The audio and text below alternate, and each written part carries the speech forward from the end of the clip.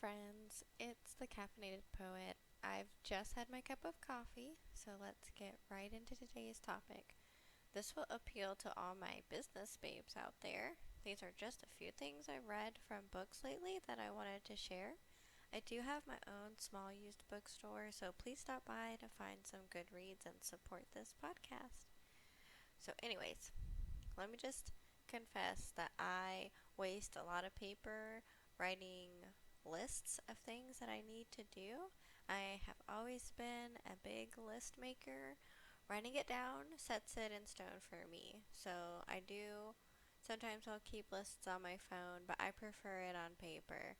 And what's been helping me is to keep an alarm for the tasks I want completed that day, because if you know me, I am as easily distracted as a kitten. So if I have to ship packages out, I put an alarm for 2:30 p.m. Lets me know, hey, I need to get this done now.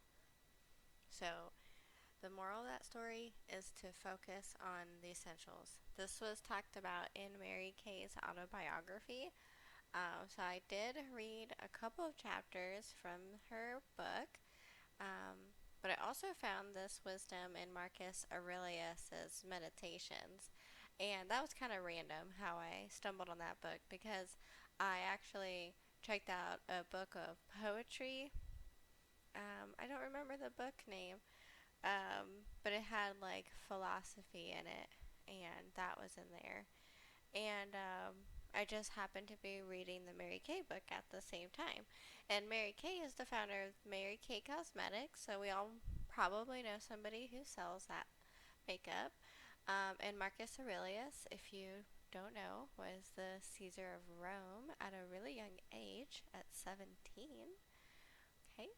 Mary Kay empowered women at a time when the workforce was kind of against women, and Aurelius is considered the last greatest emperor of Rome.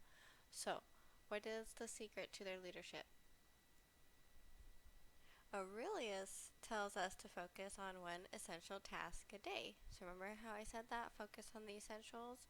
So, we want to put our energy into the task at hand.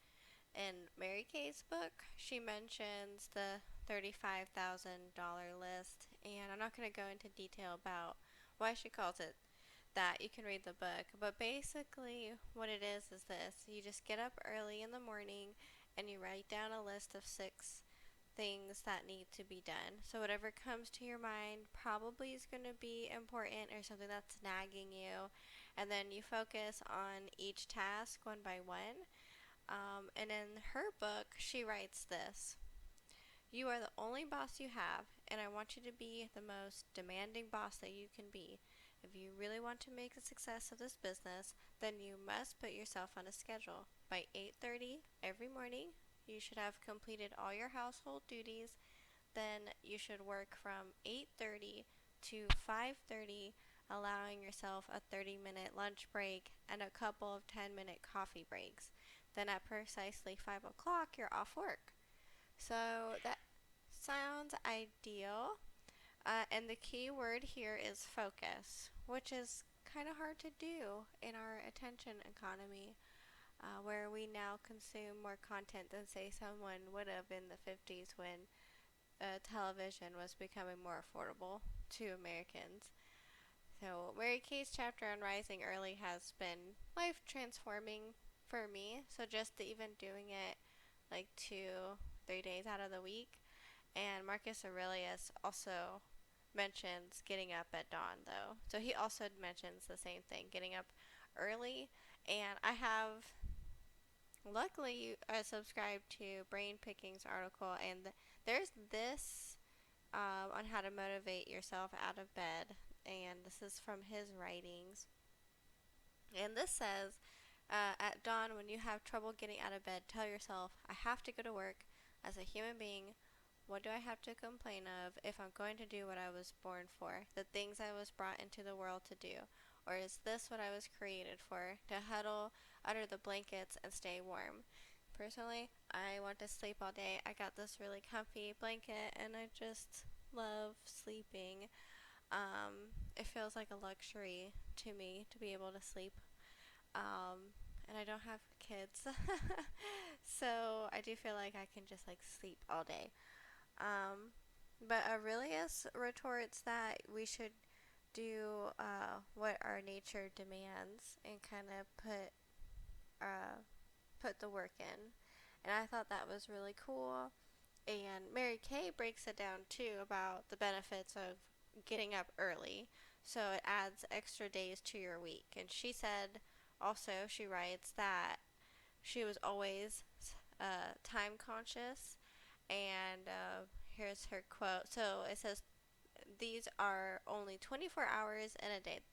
And all my working life, I've tried to get the most mileage out of those hours. Many years ago, I heard someone remark that 3 early risings make an extra day. I thought about that and said to myself, if I get up at 5 o'clock for 3 mornings, I'll have an 8 day week. That's exactly what I've been looking for.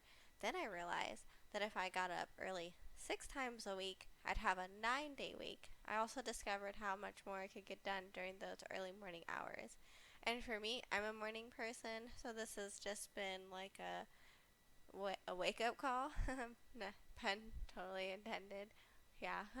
And it's helped me so much to just kind of get up. And I notice that when I don't get up in the mornings to do this, uh, everything isn't set up for my success. So doing this really sets me up for success. And the next thing that was kind of mentioned in these books that I was reading, because at the end of her chapter, the $35,000 list, Mary Kay mentions Parkinson's Law, which I thought was interesting because I was finding that in another business book I was reading called The 4 Hour Work Week by Tim Ferriss, I think. Parkinson's Law is best explained that works expand to fill the time available for it.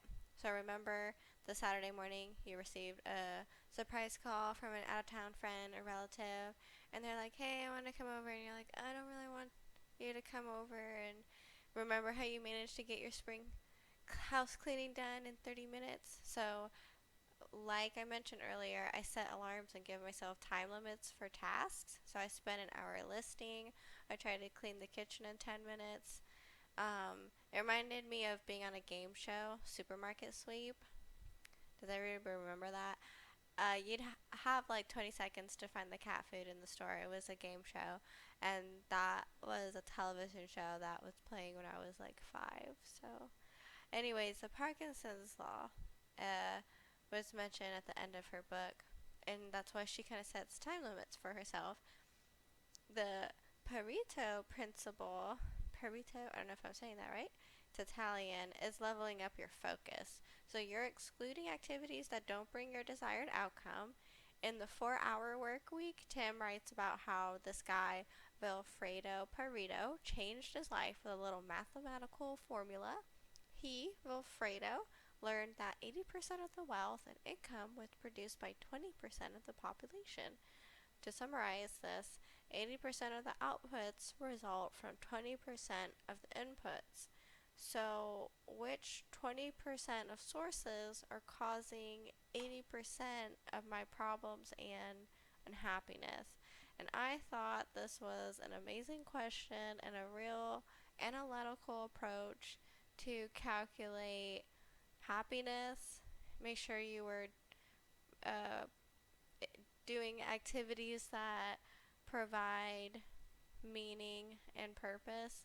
So, pairing the Parkinson's Law and the Pareto Principle, or it's also called the 80-20 Principle, um, which is, focusing on the essential and eliminating unnecessary tasks. And then the Parkinson's Law is setting deadlines for yourself, and just like setting that time, dedicating time for whatever you need to do is the best way to lead ourselves to victory. So I thought that was just a bunch of stuff I've been thinking of, especially as I set my own schedules.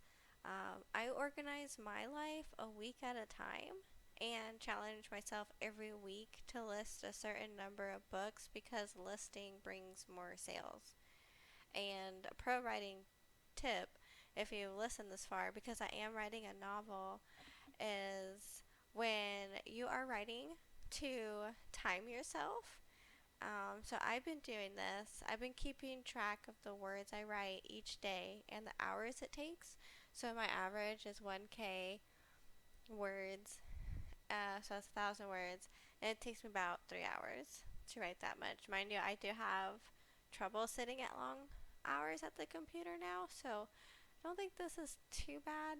And I'm trying to kind of um, master the art of short storytelling. So I really hope this podcast helped you increase your productivity and decrease your stress. I also, if you are not a morning bird, how does your night owl routine look like? I would like to know um, how you stay on top of things at night. But don't forget to like this if you'd like more business style podcasts. I do like talking about the business side of things. My business means so much to me. So I hope you stop by. And until next time, bye.